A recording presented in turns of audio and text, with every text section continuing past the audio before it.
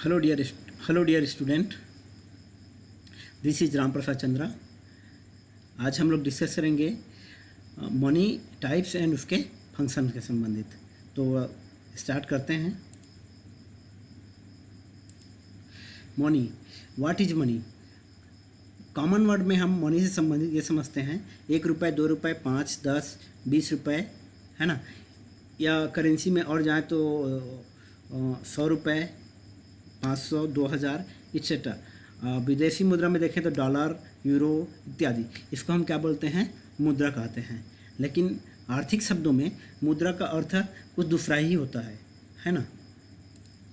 Economics word में मुद्रा जो है वह सब कुछ जो समान रूप से स्वीकार्य होती है, लेखा का इकाई होता है, विनिमय का माध्यम होता है, तो समय के माप के साथ साथ मूल्य का संचय करता है, उसे हम क्या कहते हैं? मुद्रा कहते हैं। ठीक है। Nature and definition of money.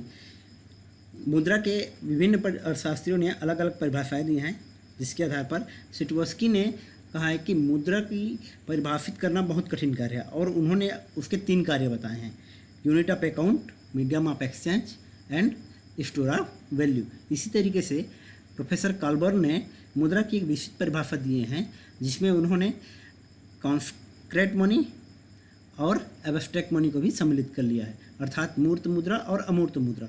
मूर्त मुद्रा वह होती है जिसे हम हाथों से छू सकते हैं, जैसे कि सोना, चांदी इत्यादि इत्यादि। ठीक है। उसी तरीके से अमूर्त मुद्रा जिसे हम हाथों से छू नहीं सकते। ठीक है।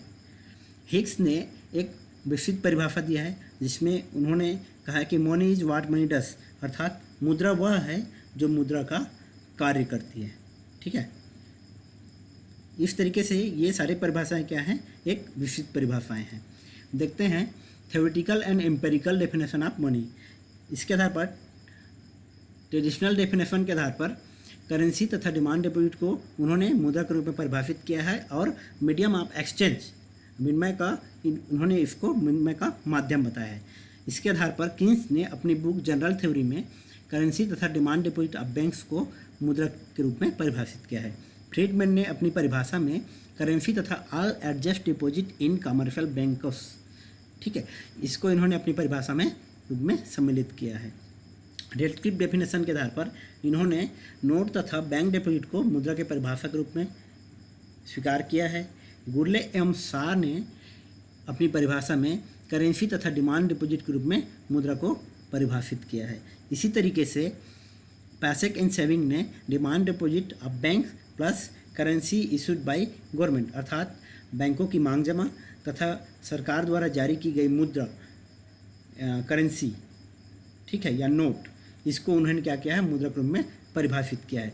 अब इन सब में देखते हैं हम, तो सबसे अच्छी परिभाषा पैसेक एवं सेविंग की परिभाषा को माना जाता है। Classification or types of money. Money को उसकी स्वीकार्यता का कसौटी के आधार पर 3 भागों में बांटा गया है। मौद्रिक क्राइटेरिया के आधार पर, स्वीकार्यता का कसौटी के आधार पर, money of account money power के आधार पर। ठीक है। तो इसमें देखते हैं, पहला टाइप है मॉनेटरी सिस्टम क्राइटेरिया। इसके आधार पर 2 प्रकार होते हैं उसके, मेटालिक मनी और पेपर मनी।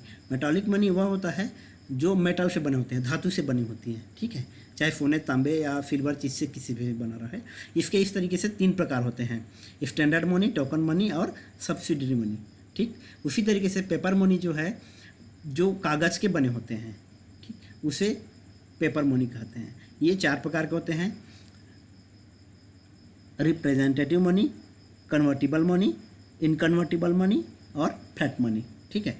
उसी तरीके से एक्सेप्टेबल क्राइटेरिया के आधार पर ये 2 प्रकार के होते हैं: लीगल टेंडर मनी, जिसके 2 प्रकार होते हैं, लिमिटेड लीगल टेंडर मनी और अनलिमिटेड लीगल टेंडर मनी।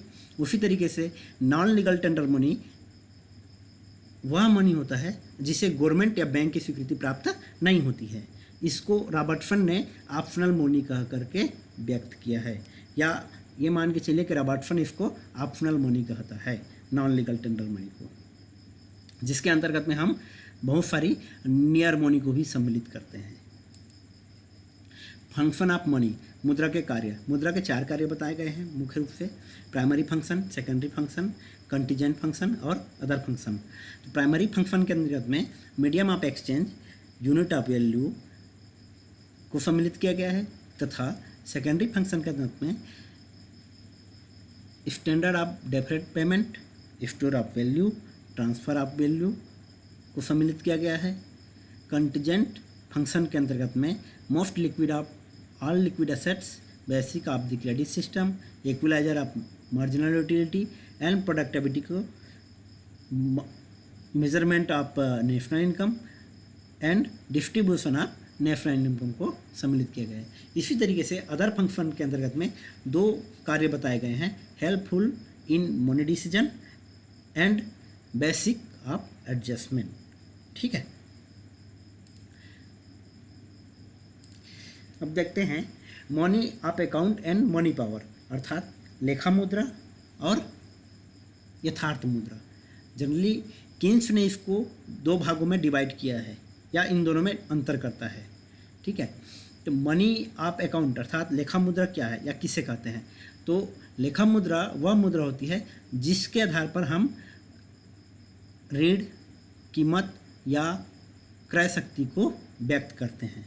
ठीक है, जैसे हम अपने यहाँ देखें तो इंडियन रुपी को हम लेखा मुद्रा कहते हैं। ठीक, मनी पावर या यथार्थ मुद्रा जिसके आधार पर हम ऋणों की भुगतान करते हैं।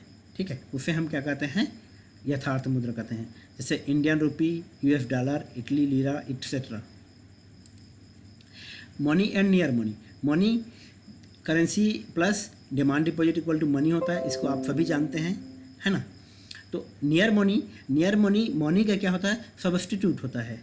ठीक है, इसका ये भी कार्य करता है medium of exchange of money का।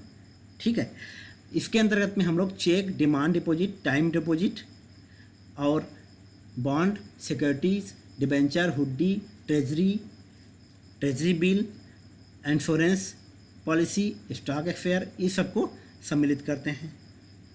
किसके अंतर्गत में? ये नियर मनी के अंतर्गत में। ये इन सब में क्या होता है? लिक्विडिटी या तरलता कम होती है ना। तरलता होती है बट तत्काल तरलता इसमें नहीं होती है, इसलिए हम लोग इन सबको क्या कहते हैं? नियर मनी के अंतर्गत में सम्मिलित करते हैं। परंतु ये सभी के सभी क्या होते हैं? विनिमय का माध्यम होते हैं।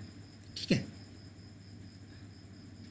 इसी तरीके से inside money and outside money. Inside money क्या होता है?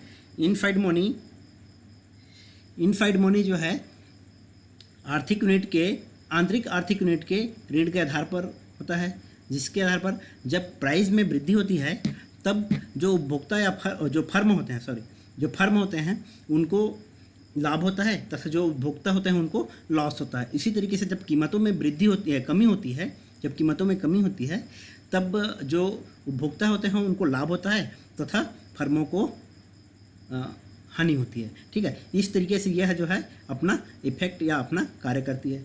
ठीक, उसी तरीके से आउटसाइड मनी बहिर्जात आर्थिक यूनिट पर आधारित होती है, आर्थिक यूनिट की इकाई पर आधारित होती है। ठीक है, या ये मान के चलिए कि सरकारी आर्थिक ऋण यूनिट के आधार पर निर्धारित होती है, उसके आधार पर आधारित होती है। इसका इफेक्ट होता है कि जब प्राइस या कीमत में वृद्धि होती है तब जो बाह्य आर्थिक इकाई होती है उसकी नकदी की वास्तविक रियल वैल्यू में क्या होती है? कमी होती है। ठीक है, और जब प्राइस में कमी आती है तब जो बाह्य या ये मान के चलिए कि बहिर्जात जो आर्थिक यूनिट होती है उसकी वो जो केस की, उसकी जो नकदी की रियल वैल्यू में वृद्धि होती है। ठीक है, और इस तरीके से यह जो है क्या करती है? उनके बाह्य मनी जो है उनके व्यवहार पर अपना प्रभाव डालती है। ठीक है, और इस तरीके से ये इसका कीमत में वृद्धि और कीमत में कमी होने का उनकी जो बाह्य आर्थिक यूनिट होती है उनके ऊपर प्रभावित करती है, उनके व्यवहार को प्रभावित करती है। ठीक है, तो ये हमारा क्या था? मनी टाइप्स एंड उनके फंक्शंस। ठीक है, तो थैंक यू फॉर वॉचिंग।